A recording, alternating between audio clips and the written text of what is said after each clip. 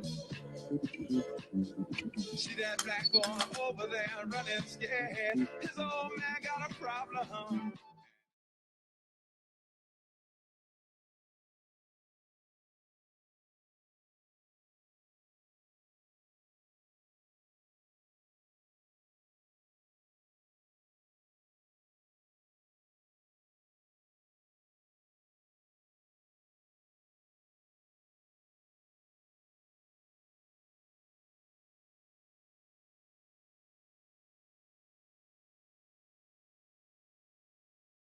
We are broadcasting live and have on the line with us today. He's joining us today, Mr. Frank Vernuccio from New York and editor-in-chief of the New York Analysis of Policy and Government. Also a talk show host and TV personality. Frank's a prolific writer, a prolific author, and does an outstanding job, I think, of analyzing issues that are going on today. Today, welcome to the show, Frank. How are you? Well, you know what? It would help if I brought Frank in. Welcome to the show, Frank. How are you? Charles, it's great to be with you. Yeah. Hey, one of the things that you guys got going on back there, from what I understand, is an issue with the school desegregation. The Eastsiders have decided that they don't want their schools integrated, and it's not just the folks down south anymore. It's the Eastsiders of New York, these ultra liberals who, want to impose equality on everyone else but themselves. Well, the issue has been somewhat miscast. It's really not a question of desegregation, because even in the more upper income school districts, there certainly are students of just about every race and creed. Uh-huh. The question is one more of geography. It's been cast as a somewhat racial or ethnic issue, because obviously the poorer areas of the city, unfortunately, are the black areas, but even the upper income areas do have certainly black students. The question really comes down to, are you doing good for either the students who are currently in the school in the upper income area, or are you doing good for the students who are coming in from the poorer area, where perhaps better services would be needed? The question really devolves around, are you just avoiding problems by changing the geography, or are you really addressing fundamental issues? What do you mean by addressing fundamental issues, Frank? You can take a student who is perhaps in a poor school district and put them in another school, but does that necessarily address the issues that they may have? Simply changing the geography doesn't address perhaps a lot of fundamental issues, whether it's a lack of basic teaching skills in the other school, and that could be an issue. But simply changing the geography is not going to change the educational issue. Charles, there have been a number of studies that have talked about how schools throughout the United States in a number of districts, and in fact, a great majority of districts, are not achieving basic levels of reading and arithmetic. Right. And they're certainly not teaching civics, and they're certainly not teaching history. Right. I think a lot of these geography issues distract from the real fundamental question, and the real fundamental issue is the complete breakdown of quality in public education throughout the United States. Now, in some of these so-called better school districts, the parents try to bring in some additional resources. They demand perhaps better quality of their teachers. But, Charles, if we're talking about a public school system, that word public, should the government have the responsibility of ensuring that all school districts are providing viable education? We've seen a complete breakdown of public education in this country, and no one is really talking about that issue. Well, it's interesting that you bring this up, because it's something that, we've talked about, and I've certainly talked about here in Chicago, but it's not only Chicago, it's other urban areas. And you have urban areas where it's predominantly Detroit, which is a predominantly black city. or Atlanta, which has a huge black population, you still have schools, and within those cities, let's define this a different way when we talk about school districts, because I'm talking about the city of Chicago has districts within the school system. New York has districts within, New York City has districts within the school system, or, the New York City public school system. But the problem, and one of the issues has always been, Frank, with public education, that more money is funneled to white schools or majority white schools, and resources are taken away from black schools, and that has historically been an issue. And my claim is simply this: that black organizations like the NAACP and the Urban League needed to have filed lawsuits back in the 40s and 50s for equal funding of schools. I've often asked civil rights leaders, why did they want busing? Because I'm opposed to busing. I saw the effects that busing had on the black kids who came to my school. They weren't wanted. They weren't liked. They never assimilated in the 3 years they were there. The teachers hated them. The coaches hated them. The students hated them. So when you're surrounded by all of this hostility, how is that a nurturing environment? Black people have absolutely lost their damn mind. Let me tell you the difference between blacks and these illegal Hispanics who come here, Latinos who come here. Here in Chicago, these illegal Latinos said to the mayor of the city, we are not busing our children out of their neighborhood for fear that the immigration will get them. So you know what the Mayor Daley and Rahm Emanuel have done? They've built schools for these damn illegals and closed schools in black neighborhoods. Here's one of the problems, though, that could be solved, and it's actually a doable thing, except that the left has opposed it with the extraordinary vehemence. Money for schools should not go by district. It should go by parent. Parents should receive a voucher, and they should use that voucher in whatever school they think is best for their child. Now, the voucher system, which is the easiest and most expeditious way of ending the disparity between schools in Frank, I think that's all well-meaning, but a neighborhood school should be funded just in on the south and west side of Chicago should be funded just like the schools downtown and on the north side of Chicago. They should get the same amount of funding. Voucher plan, No. voucher plan, that's exactly what would happen.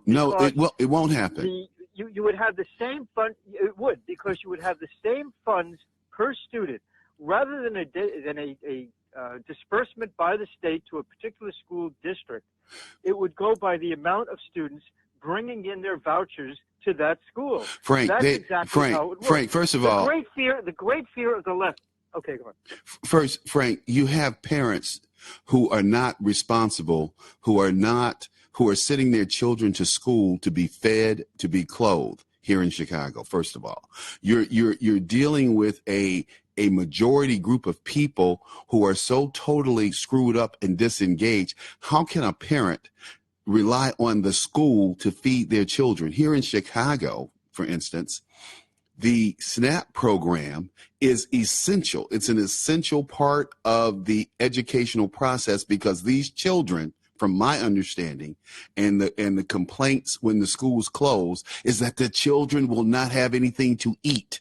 So you're talking on an entirely different level, like parents care and parents are engaged in this process. The school used to be a haven for children from these wayward families or half families or whatever environment to come and get away. And it was a refuge. And I saw slowly but surely, and this happened when I was in school too, the authority was taken away from the teachers and the principals to discipline, to manage. The truant officers were taken out of the schools here in Chicago. there was a young lady, and I told this story a dozen times, a young lady who I know who raised her brothers and sisters. She was the oldest. She said if it weren't for her truant officer calling her every morning at 6 o'clock, she would never have made it. She would never have made it. And she's a manager of a bank, very successful young woman, has a great family. She has 2 kids, a husband. She's been married for, 10, 12 years. But she said, when they started breaking down, Frank, they started breaking down and going after, they supplanted what worked for generations in the school system. They start supplanting it with all this new liberal poppycock of we need to understand the children and we need to put the children's needs first before we educate them. So basically the Chicago public school system has become a babysitting environment instead of an educational environment. They don't teach anything anymore. And the children know that. I mean, I think that's a really important point. And in fact, I come from a family that's very heavily laden with teachers. Mm-hmm. And they talk about how so little of the school day is actually involved in education in public schools. Right. And so much of it has to do with a lot of these programs. And, again, we are seeing the collapse, and that's not too strong a word, the collapse of the public educational system in the United States.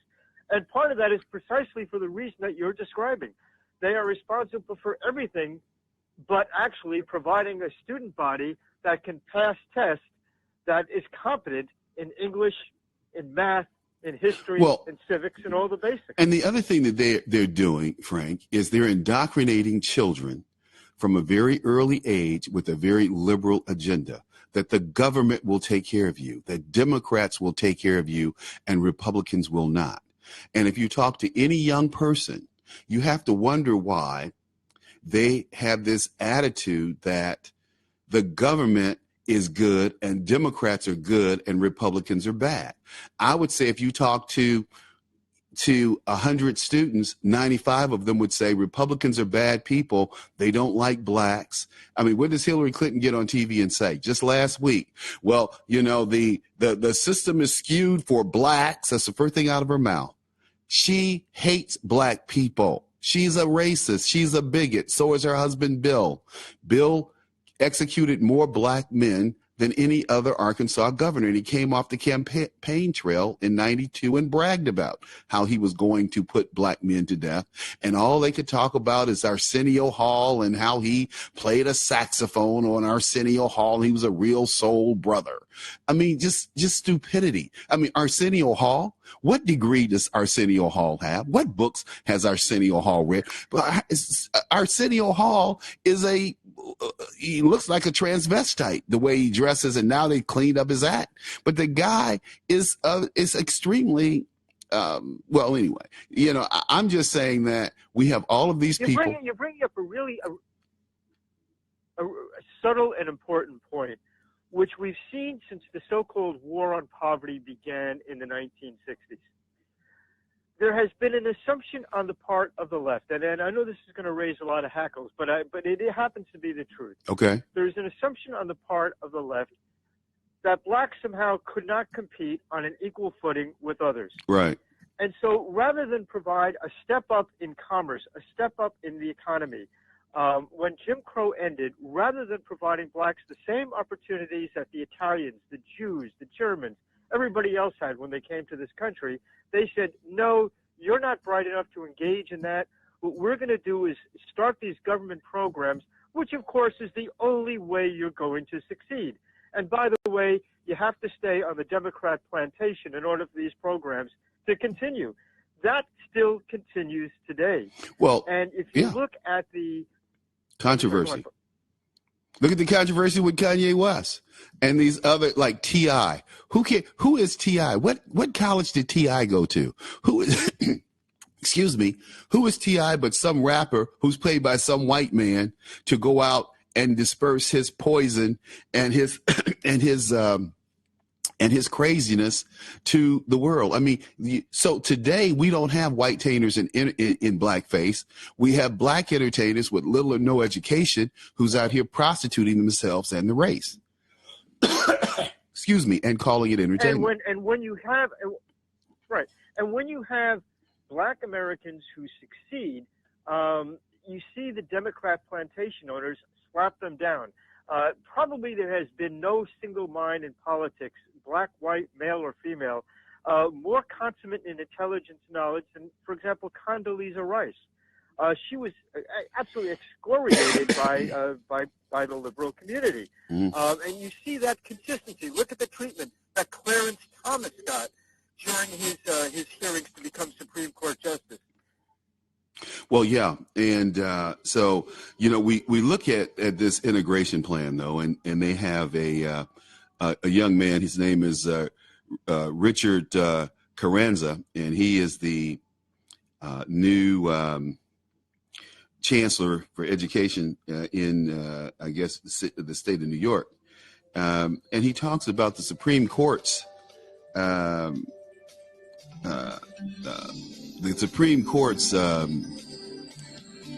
honor and strength and courage in desegregation. What he doesn't bother to mention, though, is that they didn't enforce the law. So anyway, long story short, hey, look, we need to take this break, and we'll come back with Mr. Frank Vernuccio. Thank you, folks. Red State Talk Radio is now available as a voice command on your Amazon Echo and Echo Dot by simply saying, Alexa, play Red State Talk Radio. Red State Talk Radio on TuneIn. Concern to every single American. Now, we've been hearing all these stories about sanctuary cities. You can now find us on the Amazon Echo and Echo Dot, on TuneIn, on iHeartRadio, and we also have the phone apps in the App Store for your particular phone. And just in case we activated your Echo Dot, Alexa, stop.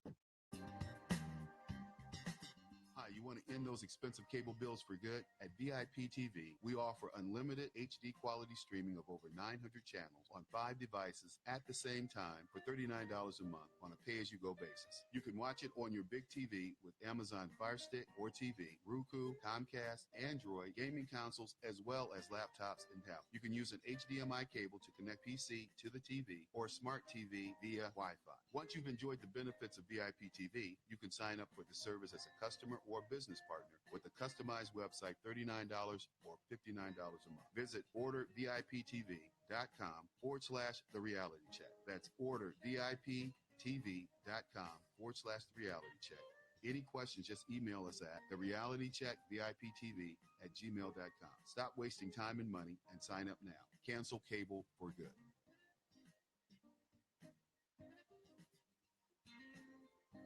Hey, this is Leonora Cravota from Red State Talk Radio for MyPillow. I used to have trouble sleeping. MyPillow changed all that. I now fall asleep within moments of my head touching my pillow. That's how comfortable MyPillow is with its patented interlocking fill. MyPillow stays cool and does not go flat. Plus, it's machine washable and dryable. MyPillow has a 10-year warranty and a 60-day comfort guarantee. MyPillow is also the official pillow of the National Sleep Foundation, and it's made right here in the USA. MyPillow is now offering Red State Talk Radio listeners a 4-pack special with 2 premium standard or queen pillows and 2 go anywhere pillows. That's 4 pillows for the price of 1. To take advantage of this special offer, call 1-800-961-9194 and ask for promo code Red State. That's 1-800-961-9194, promo code Red State. Put sleepless nights behind you with MyPillow, the most comfortable pillow you will ever own. For the best night's sleep in the whole wide world, visit mypillow.com.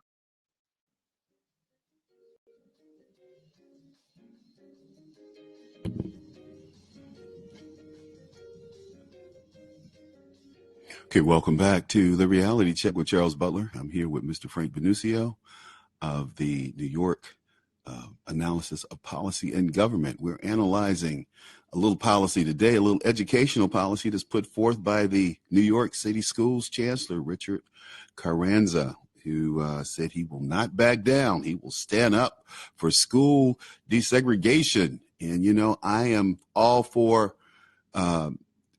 see, this whole thing about school desegregation, in my opinion, got turned on its head.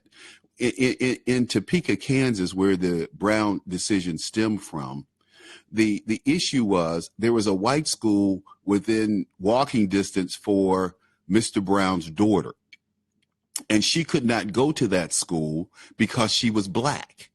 That's what this was about. It wasn't about busing Mr. Brown's daughter across town out of her neighborhood to go to a school. So it was a social economic issue, not a class issue. So Mr. Brown lived across the street from a white school. His daughter couldn't go there because she was black. That is clearly racial discrimination. Now, this whole thing about desegregation and housing patterns, and I think that neighborhood schools should be allowed, one, to have the same funding as other schools, and that is the problem. And so when I confronted civil rights leaders about why they wanted busing and why they were in favor of busing, their retort across the board was very simple. We never thought that white people would fund black schools. So what happened to black schools? They disappeared. What happened to black teachers? They disappeared. What happened to black coaches? They disappeared. What happened to black administrators? They disappeared. What happened to black janitors? They disappeared. We lost jobs because of integration. We lost whole classes of people because these people were too afraid to take on the white power structures locally and demand that their tax dollars be spent on their children in their own neighborhoods. Did I say enough there, Frank? I'm sorry. Let me bring Frank back. Sorry, Frank. Go ahead, Frank. You're absolutely right, and you're 100% accurate. And the argument today, though, continues. And it continues to ignore some realities which affect the entire educational picture. Number one, public education is collapsing in the United States, and the test scores absolutely prove it. Number two, the left in the United States continues to go through handstands to prevent the real discussion of why schools are simply not producing, whether it's in black neighborhoods or white neighborhoods. The fact is, everyone who walks into that school building, the teacher, the principal, the janitor, they all have a contract guaranteeing them results for their efforts. Everyone that is except the students. The schools are no longer run for the students. They're run for the bureaucrats. They're run for the unions. The unions that produce funds for Democrat Party candidates. Right. The kids come in dead last. And with that, here in Chicago, I think we have the third highest paid teachers in the country. The reason I know that is because I got into an argument with some people in a barbershop. You know how barbershops are. You always have to, to prove yourself, especially if you're a Republican, okay? So these guys take me on. Well, my wife, she's an attorney, she's a teacher, and she's not getting paid. And I'm like, well, that's not what the industry says, and that's not what the industry is doing. They're very clear that the Chicago public school teachers are the third highest paid teachers in the country. And we have some of the lowest test scores in the country. So I often tell the story that I had Karen Lewis on, who's head of the Chicago Teachers Union. And she said to me, when I asked her that question, why are you some of the highest paid teachers but lowest test scores? She said, well, we have other duties that we perform. We have to be right. Parents and sociologists and psychologists for these children before we teach them. No. You go in, you say, sit down, I'm going to teach you. I have gone to schools, and I'm telling you, Frank, they were like animal houses. And the teachers had absolutely no control of these students. So I had to wait there as these counselors tried to get the attention of the students who were just, they were just like little animals, right? So I would tell the people what I... Let me Go ahead. You're absolutely right. Let me just jump in on something else, too. If you look at the curricula of teachers' colleges, and particularly those master's programs where teachers get their master's degree in education, you find something fascinating. They learn all about the social theories of teaching and social responsibility, but when it comes to actually the subjects that they're supposed to teach, they know nothing at all. And that's a real problem. This is a profession that's gone 180 degrees in the wrong direction. They'll tell you all about the sociology of teaching and the social responsibility, but when it comes to actually giving the kids the knowledge that they're supposed to impart, they're absolutely in left field. But the question becomes, Frank, why? Why are they absolutely in left field? I mean, these are people who are not well educated themselves. How can you teach a subject and you really don't know anything about it? How can you teach history when you say that old white men are racist? All old white men are racist. The founding fathers were racist. They were slaveholders and they were racist. Well, that is not quite accurate. They were slave owners, and the country, the Federalist Papers, and the Great Debate. And I have to tell my friends this who are educated people. I said the Great Debate, when they say to me that this country was not built for black people, or did not take black people into consideration, and we were considered 3/5 of a person. And I have to go back and ask them, do you know why we were considered 3/5 of a person? Do you understand the compromise that was reached? Do you understand that the British were transitioning to a industrial economy, and that slavery was slowly being phased out, and the British had declared that they were going to abolish slavery they were going to abolish the slave trade by 1805, and they were going to abolish slavery in the colonies by 1812 or something like that, right? So of course the slave owners, I mean, who's going to pick this cotton? Who's going to pay me for my property that I've invested in? Because at the end of the day, these men had large investments in chattel, in slaves, in their capital. So actually, one of the fascinating, and you go forward in American history, and you find one of the reasons why the North actually became more of an industrial powerhouse than the South. They found that imported labor, at that time mostly Irish, was actually cheaper than owning slaves. So, I mean, there's a long history of this. But going back to the key point, the failure of our school system is continuously being masked by the demands of unions, right, which put the needs of the students dead last, no matter what the school district is. And there's a number of plans, whether it's the voucher plan or others, which would restore the concept of education to education.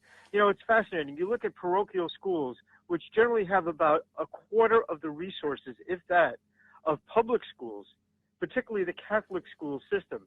And you find that with a quarter of the resources and with classrooms that are mixed of every race and creed, they produce a far better result at a quarter of the cost than the public school system. Well, that's because the sisters are interested in educating the children. And that means reading, writing, arithmetic, not following the experimental dissertation of some educator who came up with this esoteric method for learning or for doing math. Reading, writing, and arithmetic made us the great nation that we are today. That's my assumption. And as a former Catholic school student, I have the sores on my knuckles to prove it. Well, Frank, I didn't get. I was reminded when I went to my 50th, 5th and 6th grade reunion that I used to get my hands paddled for talking. And the interesting thing was, and the young lady who I was always got caught talking to, who I had a crush on, she reminded me how bad she felt that I was getting paddled because she asked me a question and I got caught responding. It's always interesting. Oh, you know what, Frank? We're gonna. I want to continue this discussion with you, but I want to talk about, are you familiar at all with the Boy Scouts announcement that they're going to drop boy from Scouts? They're no longer the Boy Scouts. Yeah, absolutely. Well, can't think of anything more absurd. It's an attempt to turn this country into a lunatic asylum. The folks on the left who continuously tell us, well, there's no gender difference. You have to wonder, and you're not supposed to say this in polite society, but you have to wonder not about their political views, but about their sanity.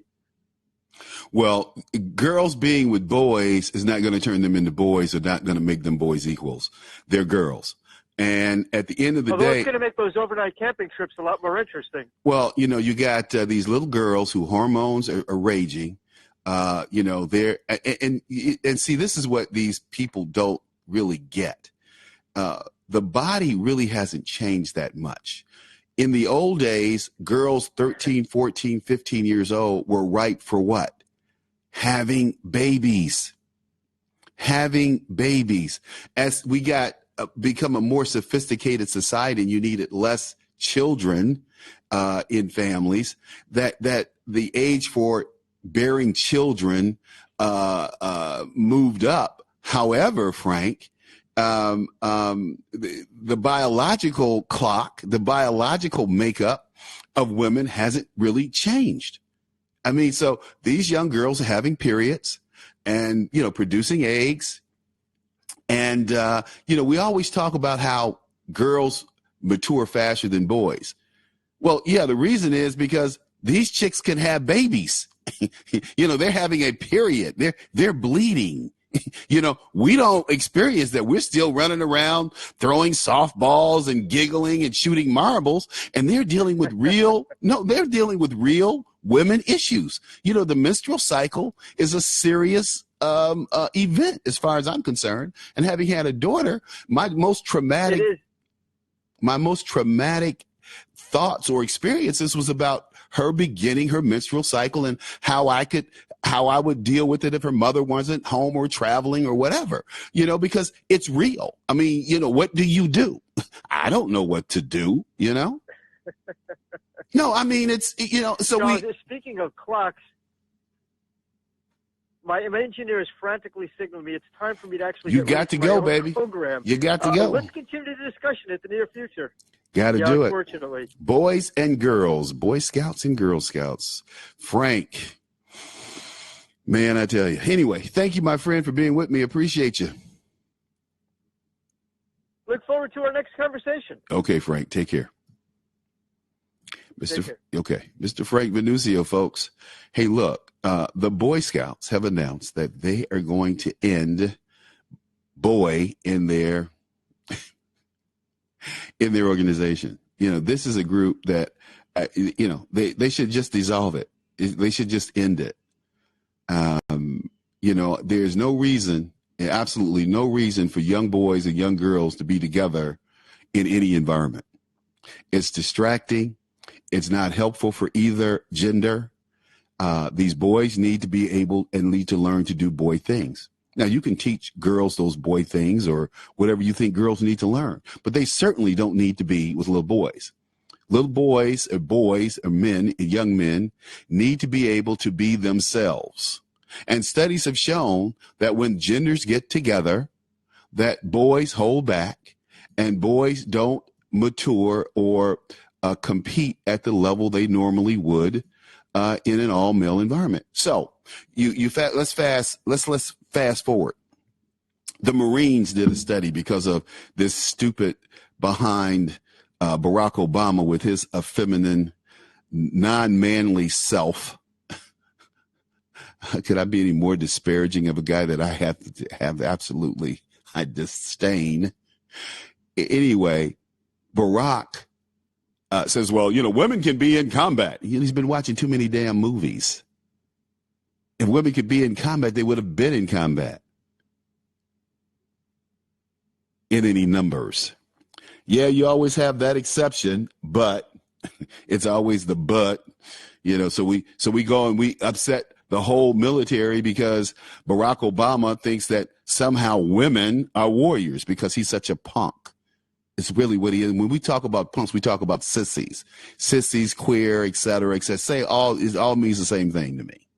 That's what I think of ex-President Barack Obama. Total punk.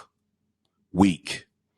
So he says, well, we're going to have all the services have to integrate women. They did studies in the 70s with women and found out that the military was unready when they had mixed gendered platoons and companies. The men were not combat ready. 80s, same thing. And you can go look these up. Just don't listen to me. Don't take my word for it. Go to Google and Google military readiness, mixed gendered units. Totally unready. The 90s, they did this similar experiments. You had Pat Stroger and all these. Well, women can compete with men, and the women Marines were very clear. These women Marines told Pat Schroeder to shut the hell up. They were not male Marines. They were female Marines, and they had their job to do. I'm not telling you what Charles Butler said. I'm telling you what the female Marine said. It's all out there. It's all out there on the internet. It's all out there in various articles. So let's fast forward to Barack Insane Obama. And he starts talking about, well, we're going to have, gender neutral combat units and women deploying, and we're not going to have urinals on ships, and such a damn queer. So my man, so then we get Donald Trump in, and Donald Trump puts a halt to all that transgendered LBGT crap. He's like, look, we need a military that's going to go out and fight and bring people home, not be a social experiment. And, this is all on the back of somehow the military was the social experiment for integration and all this nonsense. You had fighting black men who fought in every war we've had, from the Indian Wars through to this Iraq-Afghanistan conflict, and been Medal of Honor winners and been bad MFs. At Pearl Harbor, the man who shot down the most airplanes was a man named Dorian Miller, who did not win the Congressional Medal of Honor because he was black. So don't equate some queer with Dory Miller, some homosexual with Dory Miller. Okay, and a homosexual was, hey, I'm sure there are homosexuals who've done heroic things, and that's all well and good. But at the end of the day, they acted like men, not like queers. So, and that's what they call themselves. I'm not going to talk about gay. That's not in my vocabulary. I'm sorry. That's a term of emotion as far as I'm concerned. So now Mad Dog Mattis comes in. He's the Secretary of Defense. And he says, we're going to do an analysis. We'll figure it out. So what they ascertained was that units in the Marine Corps that had females in them performed 50% less than male units. Well, of course they would, and especially over time.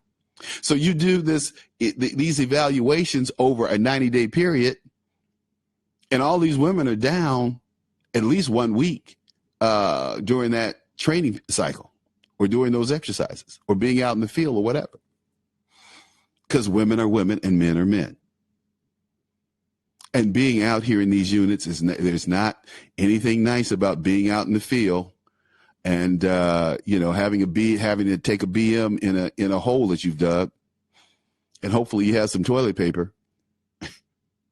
Or trying to urinate, and instead of whipping it out and, urinating on the tree, you got to pull down your trousers and, and expose your behind and all that kind of stuff.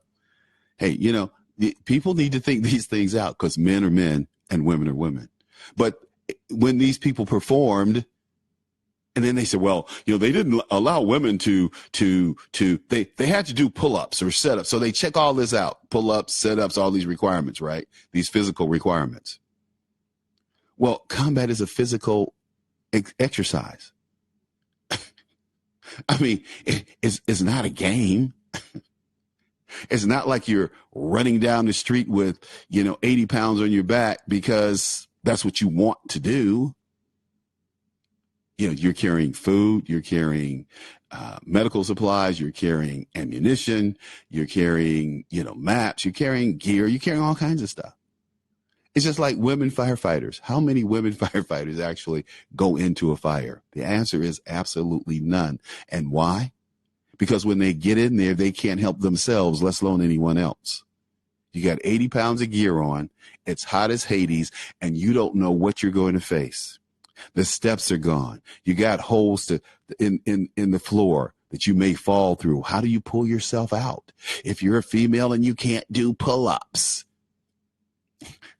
these people, they're just stupid. Now we're taking boys out of Boy Scouts and we're making it Scouts of America. And we're putting these little horny girls in with these little juvenile boys, these little silly boys who don't know what they're doing. They're having wet dreams and going, oh my God, I had a wet dream, Mom, Dad. Girls have a different experience. They can actually have babies. That is a serious issue. So where do we go? First we lose all the moral compass. We lose all our moral direction because we say that having sex any kind of way, however you want to have sex is okay as long as you're not hurting anybody. If you're not hurting the dog and the dog's enjoying it, why not have sex with the dog? It's called bestiality. That's why. It's immoral. It's against God's law. Oh, you can have sex with a pig. Well, it's called bestiality. It's against God. Oh, you can have sex with a sheep. Well, it's just like a woman's vagina. Well, it may be, but not to me. And the other thing is, it's not moral. See, these are all issues. This is all stuff that's related to Satan and Satanism. But when you have programs on TV like Lucifer, where do you go? Where do you go next? They're dropping the word boy from Boy Scouts. So I guess these guys who did this down in Dallas or wherever the Boy Scouts headquartered these days, this is what Sylvia Avicito says. She says, Girl Scouts is the premier leadership development organization for girls, says Sylvia Avicito, CEO of Girl Scouts of USA. We are and will remain the first choice for girls and parents. The organization listed a series of efforts to stay ahead of the pack of youth organization. This includes 23 new merit badges focusing on outdoors, STEM badges, and last month the organization unveiled a LinkedIn network aimed at tapping a major resource, the group's 50 million alumni. Should be alumnae for women. And it says the goals of the network is to support female advancement in the workforce and to help prepare girls for a lifetime of leadership and career success. And they go on, this article goes on to say, still, the impact of the Boy Scouts of America effort is being felt. One regional leader, Florina Cummings, the Girl Scouts of America of North Illinois, told the Associated Press the Boy Scouts' decision to admit girls is among the factors that have shrunk her council's youth membership by more than 500 girls so far this year. She said relations with the Boy Scouts in her region used to be collaborative, and now they are very chilly. It's trying to get that money. Bring those girls in. And she goes on to say, how do you manage these strategic tensions? And she asks, we both need to increase our membership numbers. Hey, I'm just saying, and I'm not on either side of this article, but little boys and little girls certainly don't need to be hanging out together, camping out, okay? Especially little girls and little boys that are teenagers, like 13 to 17, okay? Hey, look, we're going to take a break. We'll be right back. Reality Check with Charles Butler. Red State Talk Radio is now available as a voice command on your Amazon Echo and Echo Dot by simply saying, Alexa, play Red State Talk Radio. Red State Talk Radio on TuneIn. Turn to every single American. Now, we've been hearing all these stories about sanctuary cities. You can now find us on the Amazon Echo and Echo Dot, on TuneIn, on iHeartRadio, and we also have the phone apps in the App Store for your particular phone. And just in case we activated your Echo Dot, Alexa, stop. Hi, you want to end those expensive cable bills for good? At VIP TV, we offer unlimited HD quality streaming of over 900 channels on 5 devices at the same time for $39 a month on a pay-as-you-go basis. You can watch it on your big TV with Amazon Fire Stick or TV, Roku, Comcast, Android, gaming consoles, as well as laptops and tablets. You can use an HDMI cable to connect PC to the TV or smart TV via Wi-Fi. Once you've enjoyed the benefits of VIP TV, you can sign up for the service as a customer or business partner with a customized website, $39 or $59 a month. Visit orderviptv.com/The Reality Check. That's orderviptv.com/The Reality Check. Any questions, just email us at therealitycheckviptv@gmail.com. Stop wasting time and money and sign up now. Cancel cable for good.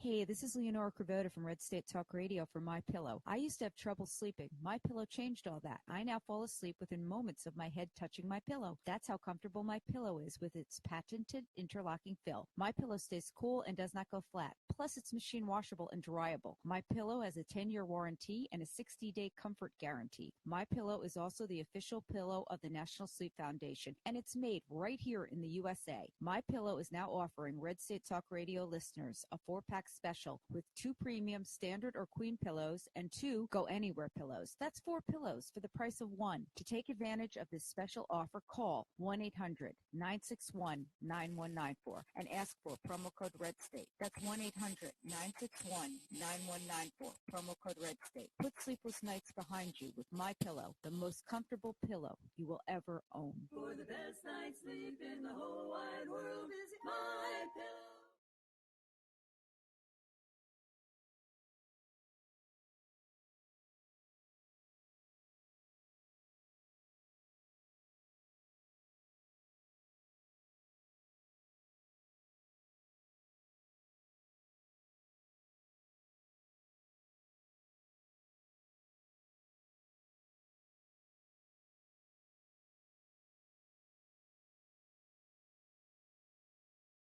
Butler. You know, I tell you, I just think that this Boy Scout, Girl Scout thing is a little much for folks to handle. I don't agree with it at all. I wouldn't want my daughter hanging out with 13, 14-year-old boys. And she was 12 or 11. And you know how, little girls like older boys. I see nothing but problems ahead for this nonsense. There's a reason that Muslims encourage women to be with women and men to be with men. So they can't get together and have all these sexual issues like we do in the West. Anyway, life can be simple. But, hey, one of the things I want to talk about is these these are asylum seekers that are down in Tijuana trying to come into the country. First of all, I want to turn them around and send them home. I don't want them to be here. Why do they want to be here? How come they didn't stop in Mexico or Guatemala or Panama? No, they comes all the way up here because we going to give them house. We going to give them a job. We going to make sure the kids taken care of. I am not for that at all. Period. And the claims that they make, we're running from the gangs. We don't have economic opportunity. Well, I think that same claim could be made by poor people here in the U.S. But where do they have to go? Who's going to take care of them? Who's going to offer them a big house, a car, and all kinds of services to get ahead? You need to declare refugee status. It would be funny if it weren't so true. But look, I'm going to play a little clip for you. And this came from Fox and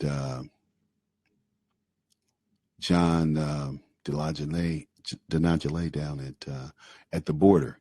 And I used to go across this border, San Ysidro and Tijuana. I used to go across both of them, when I lived in San Diego. And so let's check it out. Let's see what they have to say. Long walkway. So the people that you see here, this is the next group of individuals who will be interviewed to go into the United States. You see about a dozen, mostly women and children. Now, how fast will that take place? Well, the U.S. says it all depends on documents, how complex the cases are, translators, detention space, etc. Now, they're going to move from the tent city, if you will, down to that corridor, and then they'll get an interview with the U.S. It's kind of a cooperative arrangement with the Mexicans so they don't get a bottleneck in the middle there. So I spoke to Vice President Mike Pence yesterday about this. He says these people do have a right to a hearing and that they are victims of traffickers and political activists. Well, we're more than prepared. We have a limited capacity at that border station for asylum seekers. And when the space opens up, we will process those that are seeking asylum under the laws of this country. But these laws have to change. Wow. Pence was on that, wasn't he? He was certainly on that. And he was right. The laws have to change. The stop and the catch and release law has to change. We don't need to catch and release these people into the country. We need to turn them around and send them back down into Mexico. Operation Wetback. Look it up. Operation Wetback. This is not the first time we've had this invasion from South America, Latin America, or Mexico of Latinos trying to come into the country and take over the country. Today, we have over 30 million illegal Latinos in this country. So, you had these dumb Negroes at the NAACP back in the 80s when it was forecast that Hispanics would be the second largest or the largest minority by 2020. These idiots were running around talking about, well, that couldn't be, given our stats. They're just stupid and they're lazy. They're lazy Negroes who depend on white folks for money, and they do the white folks bidding and certainly don't do black folks bidding or what's best for black people anymore. I cut the NAACP loose back in the 80s because when I saw Myrlie Evers, she came to an Alpha convention down in New Orleans. I'm sorry, not New Orleans. It was in Orlando. And she talked about how much money it costs to run the NAACP every day. And I'm thinking, that's all G&A. That's all overhead. That's all salaries, because these people aren't out in the fields. They aren't out doing anything proactive. They're not out suing school districts to fund schools in black communities equally or equitably. Are they? The answer is absolutely not. They're not defending black employees who are discriminated by their employers and can't afford an attorney. They're worthless. They've outlived their legacy because they don't have warriors at the helm. They have Negroes at the helm. They have liberal Democratic Negroes. And I tell you another guy who's like that. That's Mark Morial. Total handkerchief head. Mark needs to come clean about a lot of things in his life. But mostly they give these people leadership positions like Martin Luther King III, who couldn't lead his way out of a wet paper bag. Mark Morial has sank the Urban League, and I think he hopes to lead there. And he's probably on several boards. So he's probably raking in $200,000-$300,000 a year just in board fees. But he doesn't make any waves. Microsoft doesn't hire black people. Apple doesn't hire black people. It was just like IBM and Xerox in my day, back in the 70s. They didn't hire black people. You got a degree? You couldn't go to IBM and get a job or Xerox and get a job. They didn't hire black people. That was true in the 80s with Silicon Valley, the companies out of Silicon Valley. They did not hire black people. In fact, I remember a headhunter being told by this white guy that I didn't have the Orange County look. Orange County is south of LA County. It compromises cities like not Santa Monica, Santa Ana, Disneyland. That's all in Orange County, California. Costa Mesa, you know, upscale, upper income communities. And this guy said that I didn't have the Orange County look. I had all of the credentials. I had all of the experience, but I didn't have the Orange County look. Headhunter actually told me that.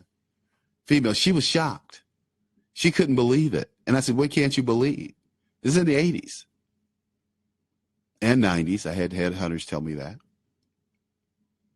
And when I came here to Chicago, I'd get offers come in and Merrill Lynch and other places. I had all the credentials. I had all the paperwork. I had all of the pedigree, but I was black. Who did we have to fight that battle? We certainly didn't have any folks of any consequence. But look, we're going to sign off, and we'll be back tomorrow. Same time, same place. The Reality Check with Charles Butler. Take care.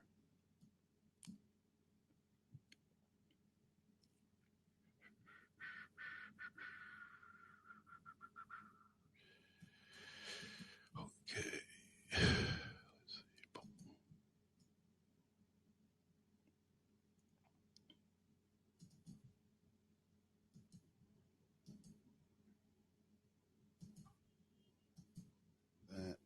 Check, check, check, check. Okay, we're good here. Hello. Those levels are good. Okay, so we can come to here and get ready to play. Uno. Mm-hmm.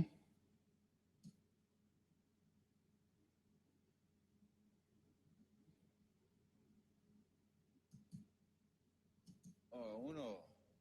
Mm-hmm. Mm-hmm.